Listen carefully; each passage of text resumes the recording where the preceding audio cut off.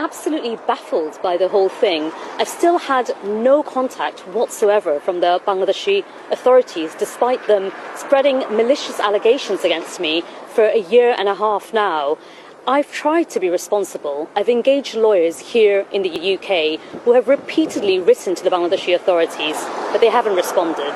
I then tried to engage a lawyer in Bangladesh itself, who went and tried to find out what was happening in court. They intimidated him and threatened him, and he withdrew.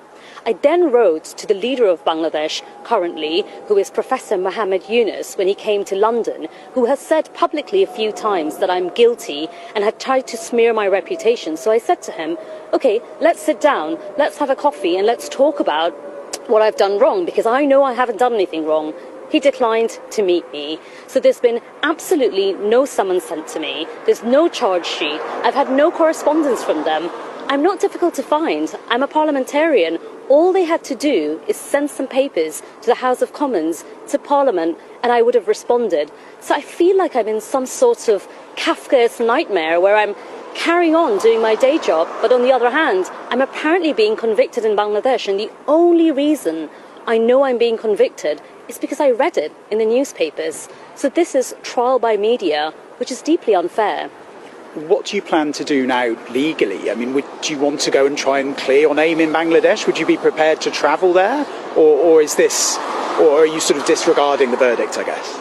I've looked very carefully at the allegation against me, because there were so many allegations that I wanted to see specifically this allegation. And I don't know how much you've looked into it, but I looked into it properly.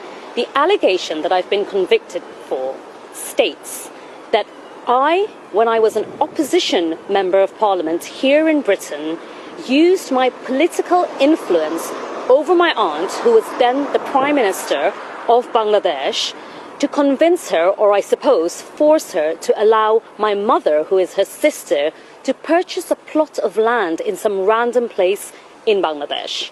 So just to step aside from what's happening and just to look at the allegation itself for a minute, which is that I exerted influence over the Prime Minister of Bangladesh as an opposition MP here in Britain to gain some benefit for my aunt, for my mother, who is her sister. Now, my aunt is twice as old as me.